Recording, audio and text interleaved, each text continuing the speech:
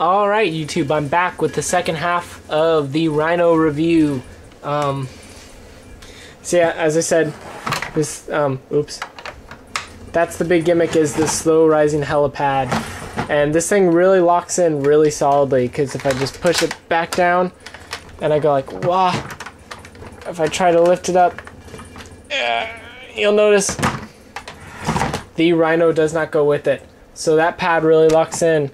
And then once you click it, it comes up, and you pull the helicopter. It's on there pretty tight. You wedge it off. And as you can see, that helipad actually fills it up. It kind of looks like the tumbler from Batman. Granted, significantly bigger. But you see it fills it up, so it doesn't leave it looking empty. Although you can still push it down. You can put a troop in there. There are no pegs, but you can put guys in there. That's kind of what they do. It's kind of got that hell thing. But this way, though, we can kind of see how this gimmick works. When we push the button again, it just pops up. And we'll come back to this guy. And so here's the helicopter. What's kind of cool is that actually it holds 2 people. And the reason why, there is another G.I. Joe helicopter out there. It's called the Dragon Hawk. And the reason why I'm not getting it is because it can hold only 1 figure. I don't like vehicles that can only hold 1 figure. Especially since, you know, they're charging you $24.50 for that figure. I think that's too much, considering I can only hold 1. And this holds 2. There are no other pegs for someone to sit on the wings, but there are 2 seats. So here we got Ripcord, and we've got the Pit Commando.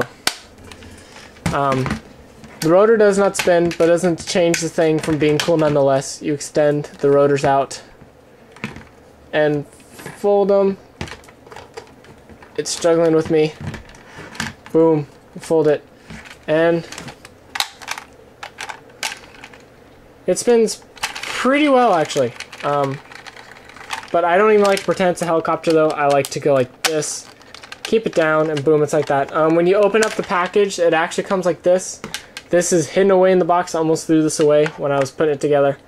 And this clips in, so you see you get 2 guns here. You're noticing there's 2 pegs there.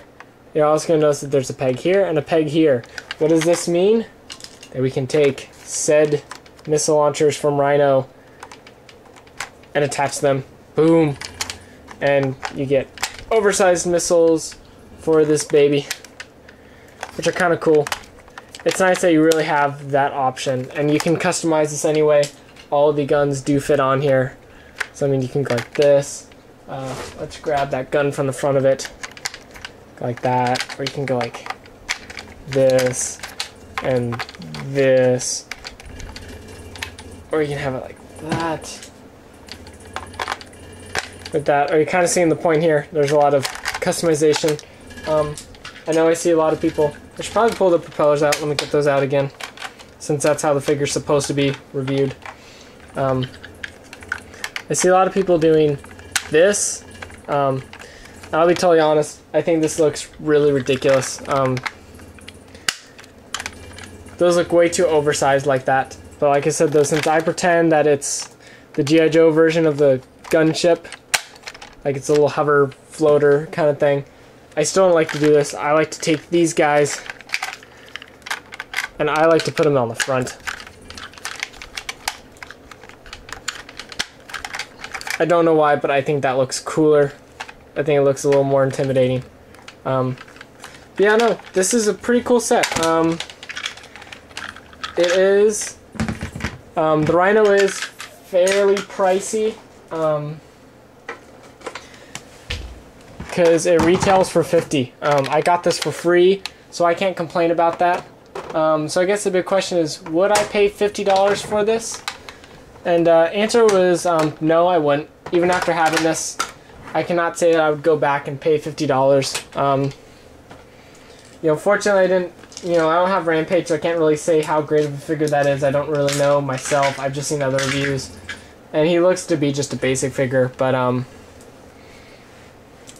yeah. This was on sale for a while at $40, And I do kind of wish I'd picked it up at 40. I would have had a figure to show you guys too. This is worth 40, without a doubt. Worth 45 at the very most. So if you can find it online, whether maybe Target.com will have an exclusive sale, if you can find it on eBay for a total 45 including shipping and handling, I would pay 45 and wouldn't hesitate about that, and feel comfortable about that buy. This is very much worth 45 at the very most. 50 is a little steep, considering it's this kind of funky blue color. And, you know, it's got some very, very low-tech missile launchers. Even the one that does fire, those handheld missile launchers that come with the figures work better. But you do get some pretty cool storage space with these guys. So I mean, if you're absolutely dying to get this, then go and get it. But if you're kind of on the fence, don't pay 50. If you're on the fence, I would wait and either take your shot at getting it on clearance, or just wait for, yeah, just take a shot at getting it on clearance, because exclusives, at least for Target, I know, usually do go on clearance. Target does not really keep their exclusives very much longer past everything kind of gets... Once, you know, G.I. Joe: The Rise of Cobra kind of loses steam, Target generally puts its exclusives on clearance pretty quick just to get them out, not keep them. But I'd give the whole vehicle, give it an 8 out of 10. Those missile launchers are a little disappointing for it, and that peg hole thing in the two compartments is really a shame. I really don't see why they couldn't have made that full-sized. There really isn't a reason why that couldn't have been made full-size. However, this idea of proposition, since you guys have been watching my videos, I'm going to give you guys the chance to pick what you want the next review to be. I got 4 figures I haven't done yet, and these are really the only 4 that I have left before I have to go out and find other figures. So I'm going to give you guys a chance to pick the next review. I'm going to slow these down. I need to make this last until I get another set, because I don't want to leave you guys hanging too long without another review.